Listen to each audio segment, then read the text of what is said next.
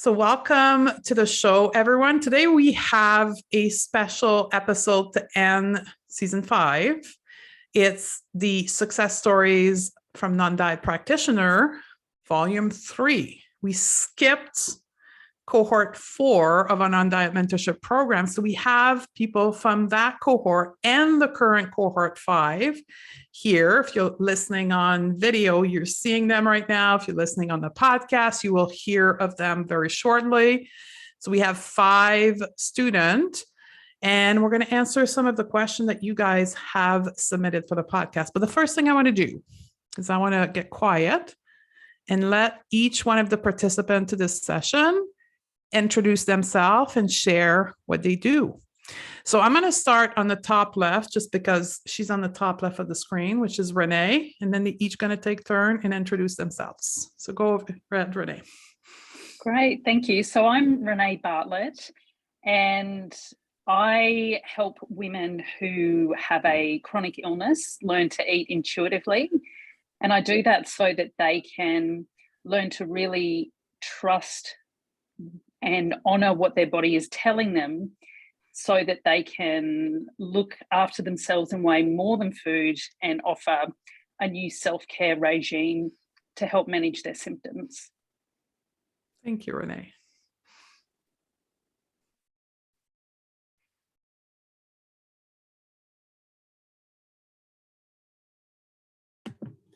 My name is Randy, and I am an ex-Weight Watchers leader and helping people live a life free from restriction. So I worked for Weight Watchers for far too long and saw the large-scale damage it was doing to women's confidence and how they were living their life. So I'm helping people detox their life from their diet and live their fullest life full of confidence and just who they want to be without that restriction and following other people's rules. And I just launched my new podcast, Life's Too Short for Weight Watchers, and I'm very excited about it. Thank you, Randy. Denise? Hi, I'm Denise, and I work with women, mums in particular, who really are feeling unconfident in their food choice, but behind that, it's never really the food. They're feeling unconfident in themselves. So we work on managing our mind around our food, and then really as the work evolves together, we just see that play out in so many other areas of your life. So no more stress in the kitchen, no more worrying about what to feed the kids, no more you have no time for you. It's about making this easy, not hard. So you'll find me at Foodie Nutrition on Instagram. And she's rocking Ireland. I'm rocking it in Ireland. Over to you, Anya. Hi, my name's Anya, and I help women who obsess over their health reconnect with their internal cues to tell them what, when, and how much to eat. And that allows them to rebuild trust with their body, free up space in their mind so that they can focus on what matters, and speaks to their underlying desire to find peace with food, body, and movement. And I can be found at Anya Love Fit on Instagram. Thank you. Thank you, Anya. Yeah. Over to Ashley. Hi, I'm Ashley Page, and I help women who are passionate about holistic wellness, but they, thanks to toxic wellness culture, are doing so from a place of misinformation.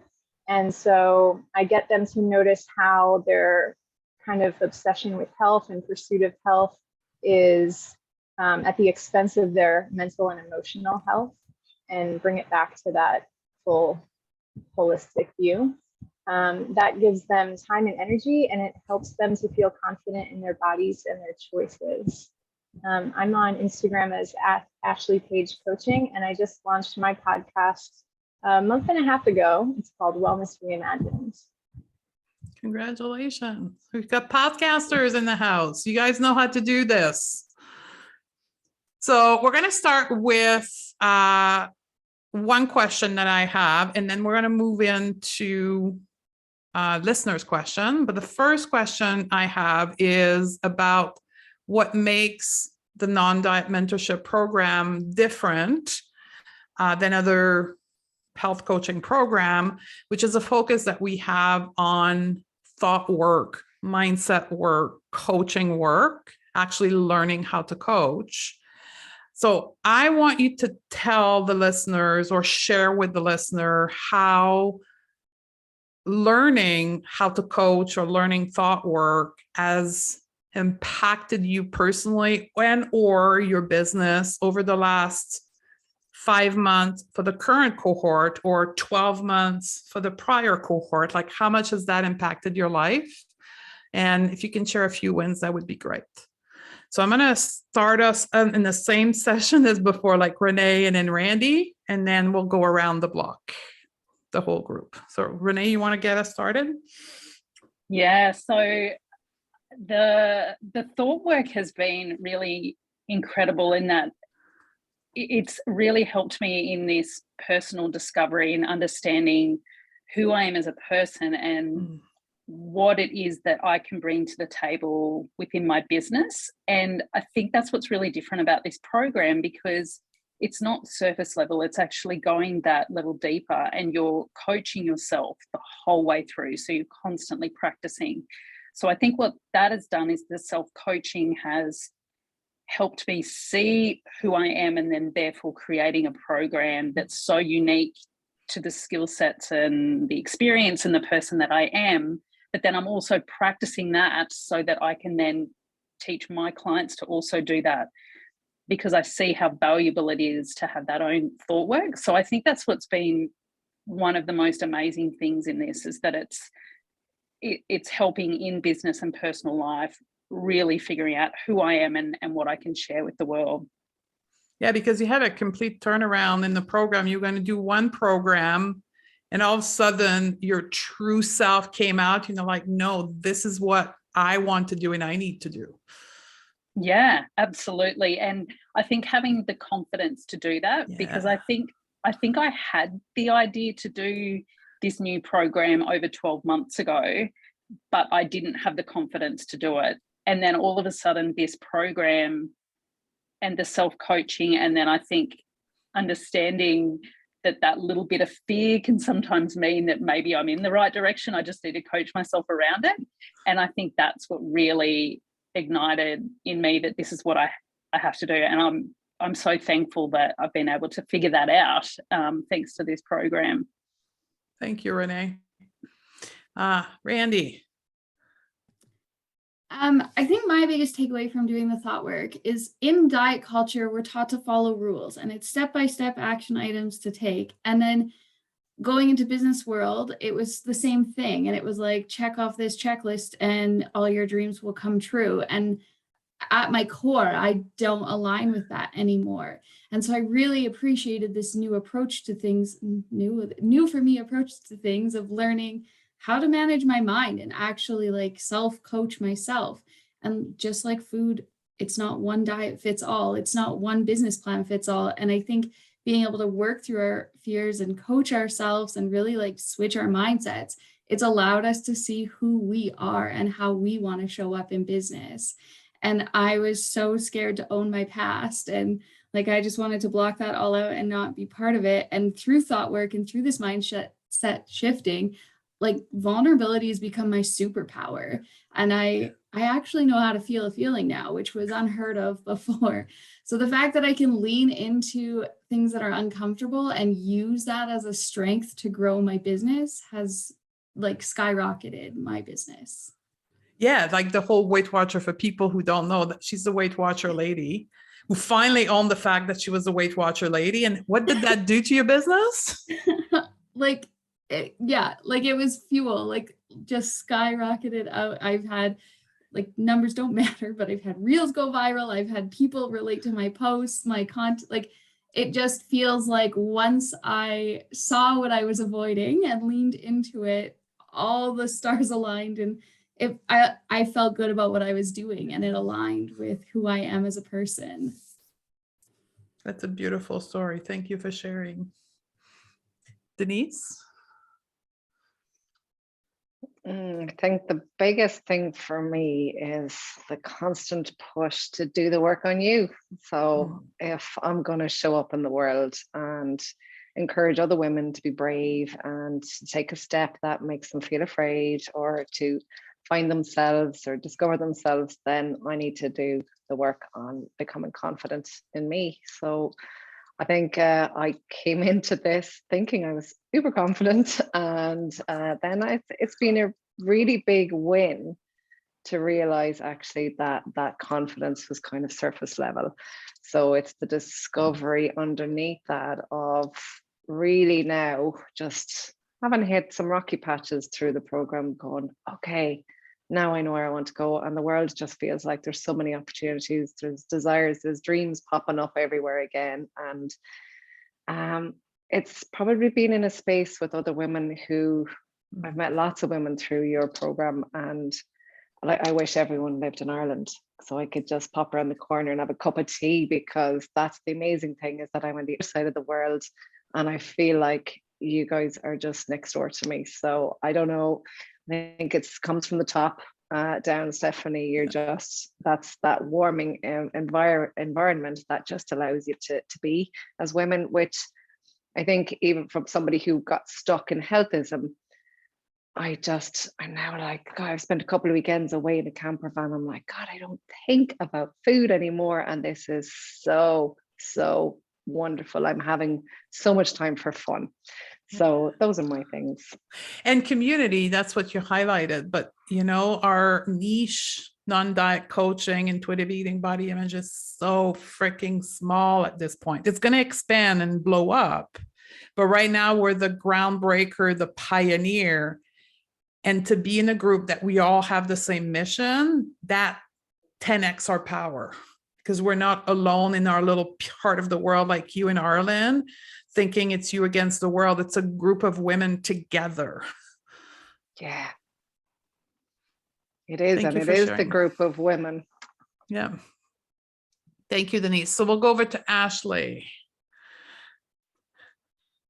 I have recently been reflecting a lot on how wild it's been to just see the transformation in such a short period of time. I mean, I graduated from your mentorship 5 months ago, and I can't get over it. I know that the path I was following before this was one of just looking for answers outside of myself. You know, diet culture teaches us that we can't trust ourselves. And I don't know if you remember, but I brought up in one of our sessions about how my tagline used to be, Ashley doesn't make decisions. So, you know, just reclaiming that agency over my life and getting to define what works for me and create the reality that I want for myself, and knowing that there is no right or wrong, and getting comfortable with living in that gray space and looking at all opportunities as a learning experience and an opportunity to show myself compassion. Yeah. And your business obviously started from nothing to where it is today, but without going into the details, there's been as many changes in your personal life. Yeah, that's what I wasn't expecting. Like, I thought I was signing up for Food and Body, and I got so much more than that. And it's just exciting to think about where it's going to lead me in the future. Yeah, it's not even been a year for you, for graduating, like from learning this, and it's all the stuff you did. Like, I only I was saying that to somebody earlier today, like coaching is not, we're just say words when we coach, and the words can go in the ether and not produce anything. What makes our word produce something is the coachee doing something with the words. So it's you created the result. Like, we don't, as coaches, is the person being coached, and you created all of this for yourself. I hope you're sitting with that, because that's pretty powerful. Thank you for sharing, Ashley. And we're going to end it with Anya. Okay. So I think I'm still a work in progress, but I think the biggest thing in the thought work for me was, nobody ever told me this, and I'm over 40 years old, that my thoughts aren't facts. Yeah. And it was kind of mind blowing for me. So just being able to learn that and recognize that. And I think what that's been able to help me do is keep moving forward. Because in the past, I just kind of kept myself safe. And like I said, I'm still a work in progress, but I think just learning about the thought work and learning that my thoughts aren't facts has just really kind of propelled me forward to keep moving forward. And if you allow me, because you're going to like connect with a different group of people in the sense that you're a dietitian. So think of all licensed professionals, not counselor, but licensed professional. You were trained to provide food advice beyond the fact that they were diet culture. But one of the things you said to me is that you were never taught how to interact with your client, how to coach your client. Yeah. I was given all of the book smarts and all of that. But I really felt like my education was lacking and coaching or counseling even. And so just kind of learning, that the thought work is kind of a coaching framework has been, that alone has been a win, from this program. Yeah, it's taking your relationship with your patients, for anybody listening to that, to the next level. Because I know I was like you, I was a practitioner consultant, and like I was stuck. Like I knew the potential, but I didn't know how to like bring people to it because I was never taught a framework to get people there. Yeah. I mean, you can educate all you want, but that doesn't 9 times out of 10, that doesn't change somebody's behavior or move them forward. So, yeah. So your relationship with your clients and patients have changed. Yeah, for sure. Great. Okay, so that was good because I wanted to highlight that, but I think where all the listeners are waiting, it's the question that were submitted. You guys are ready to get into that? Okay. I didn't assign them to anyone. So you guys are going to raise your hand. I'm going to take them. So this is one that probably many of you have felt in the beginning or recently. Here we go. I feel like a fraud. 3 little dots. I can't launch a business until I'm perfect with intuitive eating and body image. Who wants to answer that one?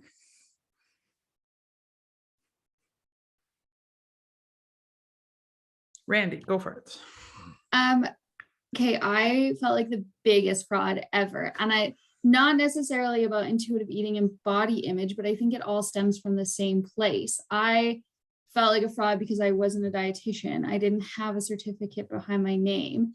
And I remember just talking to Stephanie before I signed up in DMs on Instagram, and Stephanie coached me through it. And I realized like the same thing that was keeping us small in diet culture was keeping me small in my business. And like, yeah, I'm being taught as a woman to play small in this, like in life. And so I did feel like a fraud. And I even came into the mentorship and was like, I'm a fraud. Everybody here is so much smarter than me. Everybody here is so much better than me. And like, once we got to know each other, every single person had that same feeling. Like every single one of us had that feeling for whatever reason it was, but we all felt like frauds. And it's the same thing diet culture is doing to us as just this system that we're living in that is meant to keep us stay small. And yeah, I remember Stephanie saying like, do you want to stay small in the patriarchy, or do you want to live and take up space and have your voice out in the world? And I was like, yeah, I do. So I worked through it. That's what the self-coaching model is all about. And having the support system and like my partner that I've been partnered up with and paired with, like we coach each other all the time and we help each other out and get through these fears. Yeah. Anya, did you want to add anything? You raised your hand. Did you feel like a fraud too? I've spent my entire career as a dietitian feeling like a fraud and having, I don't like to call it imposter syndrome. I think imposter feelings is a better way of putting it. But I've definitely struggled with that my entire career. I think joining this mentorship and like we were just talking about learning the thought work and the coaching through thought work has definitely, I'm not going to say I don't ever have imposter feelings, that they're never going to go away. But they're not at the forefront of my mind, 95% of the time. So yeah. Thank you. Thank you. Anybody else wants to add anything? Ashley? And then we'll go on to the next question. I remember asking you that in my consultation call, I guess it was, because I was early to my recovery journey, and you made the point that you only need to be a step ahead of your client. And also, I think this is a lifelong practice. Like, what is perfect anyway? Was that what the question was? I mean, perfect is a fantasy, right? So also, I believe that teaching people brings it to our own learning level, like another layer deeper. So that helps. I have the goosebump to that. That is so freaking true. You want to learn something to the next level, go out and teach it. Yeah. You will own it after that. Okay, here's another one. I'm having trouble with structuring the way that I work with people, my methodology, my approach. How is the mentorship program helping with that, or will it help with helping me structure my approach with my client? As any of you can speak on that?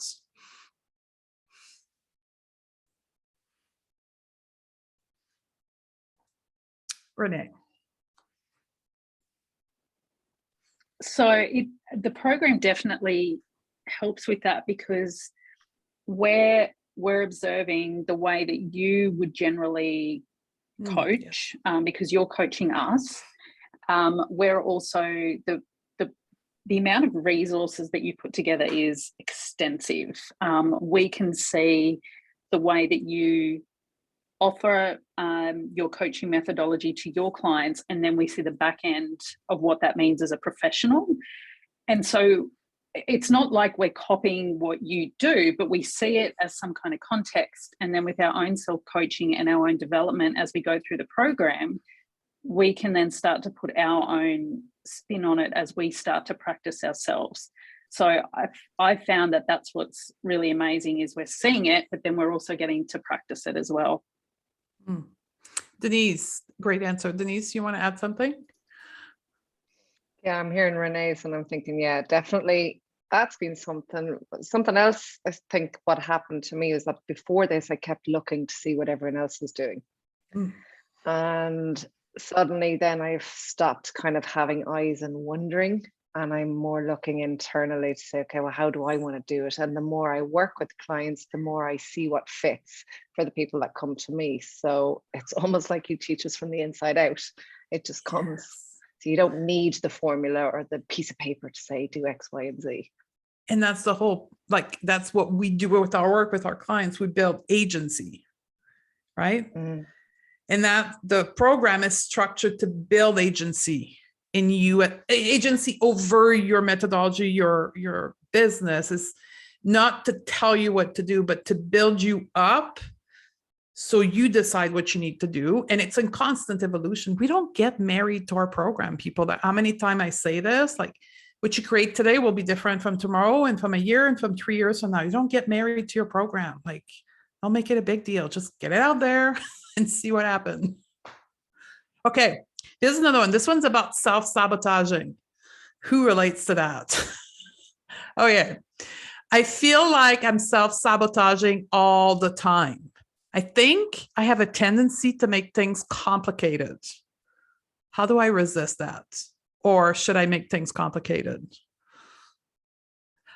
For those who listen, everybody's smiling right now because it's always a big topic in all of our coaching calls. So I'm sure everyone's got a lot of thoughts about that. But Denise, you had unmuted yourself. So you want to go first? I'm going to give a very short answer. Make something complicated in Stephanie's company. You're going to get coached the shit out of that. So Stephanie's not going to let you hide from your complicated brain. I think I spent 5 months in the program being told you're complicating it. So I suppose the first thing is it's totally normal. I think we all do that, and that's partly our fear maybe, or whatever is going on. But yeah, Stephanie's just going to coach it out of you. Yeah. Anybody wants to add anything? Randy? Yeah, same as Denise. I'm pretty sure every week I get told I'm complicating something for some reason. And what I realized is I was like trying to prove myself by Yes. overcomplicating things. And like my program had to have systems and this and that and this, and I had to add in all this other stuff because I was like almost like competing against other people to prove myself. And in the program, we learned that agency and that self-affirmation. And after learning that, like, I am good, like my coaching is great. I don't need all this stuff that my complicating brain is like, prove yourself to the world. So now that like I'm aligned with myself, my beliefs, I'm self-affirming, I'm stopping the complications. I know my worth. That's beautiful. We're going to end it there because that's a beautiful answer. Perfect answer. Okay, so here's the next one. How do I learn how to coach my client? It's an open-ended question, but I'm going to see where you guys go with that. How did you learn how to coach your client? Renee. By coaching yourself first. That's what I was going to say. Yeah. And to give context, similar to Anya, I'm a clinical nutritionist. We weren't taught to coach, it's consulting. And so that was something I knew I needed to learn, and I'd never been taught how to do it. But honestly, I get to practice on myself every single day. And that is what has helped me become so much better as a coach.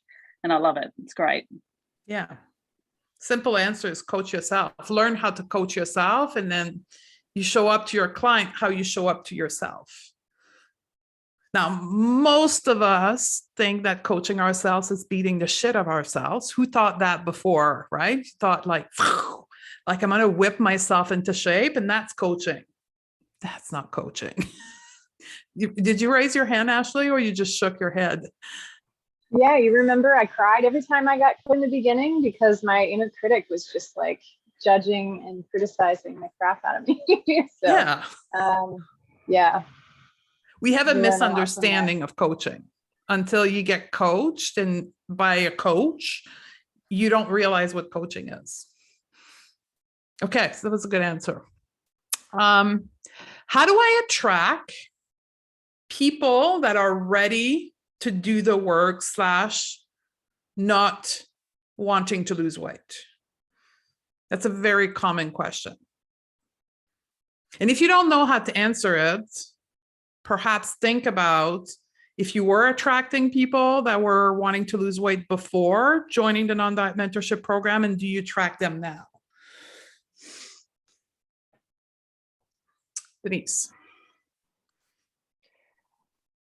I think I've come to the place where if I do attract people who want to lose weight, that's okay. It's not my decision for them. So it's not for me to say for anyone. If that's what they want to do, I'll always say to them, you know what, that's fine. It's not how I can help you. Here's what I can do. And if you want to lose weight and you're doing other things, or it happens as a byproduct of our work, that's where we end up. So I have gotten clients who've lost weight. I've gotten clients who haven't lost weight, but it doesn't really become a conversation in our story together. So I don't think I ever stopped attracting people. I've let them clearly know in the start, this is not what I do. And if you want to stay working with me, great. And people still work with you. Yeah. Or they don't, if they don't want to. Or they don't, yeah. Mm. Anybody else wants to add to that? Randy? Yeah, the Weight Watcher lady. You should be all over that. Literally my life for 10 years was attracting people to lose weight. So it was a very big switch. I had to take an approach to start fresh. Like, this is who I am. This is starting fresh. This is my new business.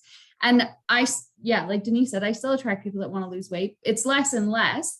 And I think it comes down to me being confident in myself and my message. And the more I share that message and the more I say who I am and share my journey, the more I'm attracting people that are on the same journey as I am. So yeah, like, I'm not talking about weight loss anymore. There is a misunderstanding out there. You're still going to get people, but like what Denise said, like, to just say like, yeah, let's talk about, what do you want to what do you want to learn? Like, why are you losing weight? And some people will work with you and other people won't. And that's okay. But what's interesting is that less and less, I think the more we get clear on our message and the more we show up in our message, like as the identity of our message, it just automatically filters out people and attracts new people, right? You're just not like filtering out, you're filtering in new people as well. Okay, last question, because we committed to time. Did you feel scared in investing in your business? And or did you have any fears about joining a program? And how did you overcome them? I think they can be packed together, the question about investing in your business and overcoming fear. Who wants to take that one? We've got Renee. I was afraid more from the perspective that I'd already been part of 2 different business programs beforehand. And whilst I did gain things out of it, I'm like, am I just going to be investing more money and not actually get anywhere? But I made the decision before committing that that this is what I wanted to do. And I really believed in what Stephanie believes in her program. And honestly, within the first week, any fears that I had were completely gone out the window. And I think that was because I could see the belief that Stephanie had for us as the participants. And I could see then that I started to gather that belief for myself that I could actually make this a viable business. And then the financial investment, I just went, wow, rather than it becoming a fear, I went, I love that I invested this in myself and my business because this is what I really want to do. And this program taught me to reframe that. So, yeah. That's a beautiful like change of belief, like that you want to invest in yourself and your business. Yeah. Because I'll go to someone else, but this is a misunderstanding that I want to put out there and help people understand. There's this diet culture way of teaching business coaching and teaching people they can build a business online and get 6-figure in a year. And it's no costs. You cannot build a business with no costs. It's not the way it works. We want to build something, we somehow, somewhere have to invest. Thinking that we can build a business with $0 attached to it is just not the reality. It's like the thin ideal of diet culture, right? It's a false promise that we're being unfortunately sold by this kind of oppressive business coaching. So it's not a truth. You're going to have to invest at some point to build a business that's going to sustain you in the future. Who else wants to add to that? Ashley. I like how Renee brought up the love and fear thing, because whenever I've had a hesitation about investing, I have to remind myself why I'm doing this work. And that place of making the decision from a place of love versus fear makes all the difference. And speaking to your program, like the investment that it is, you deliver so much more that you could charge like twice as much as you do. And I'd do it again. That's the thing I teach, right? Over deliver, undercharge, over deliver, undercharge, over deliver, instead of going with the big ticket price where you're going to be scared shit of trying to sell it and you're going to be stressed the whole time through trying to deliver that value. Undercharge, over deliver, and you're going to create so much confidence in yourself that you can increase your price if you desire so in the future. It's all depend on the structure of your program. Anyone else? Overcoming fears? Denise. I can go. I don't know. I think I said this to you. I saw your Instagram profile and I went, as soon as that lady is doing a program, I'm there. She's for me. But just in terms of the investment, even if I never made money, I made so much more for me. So it was way beyond the business investment. And I had done other programs, but this is just my life in so many different ways has just transformed since I've done this. So if you want to do it, even just do it for yourself. But I know it's going to come in leaps and bounds with business over the years. But for me, it was just like, even my husband says, what do you mean Stephanie next? Stephanie, the hero. I have so many partners who hear about me and they have no idea who I am. Like, when are we meeting the Stephanie? My name is going around the house all the time. Even the kids are like, who's Stephanie? Now they're like, oh, mommy's going to chat Stephanie. And I want to say, I'm going to end this with that. That's the difference between, to me, I call this a mentorship, not a certification, for exactly what you just said, the last sentence, Denise. It's personal development first, because that's how coaching people through in a non-oppressive way requires you to have done the work. Otherwise, you're just blabbering things to do to people without any connection to what it actually feels like to be there.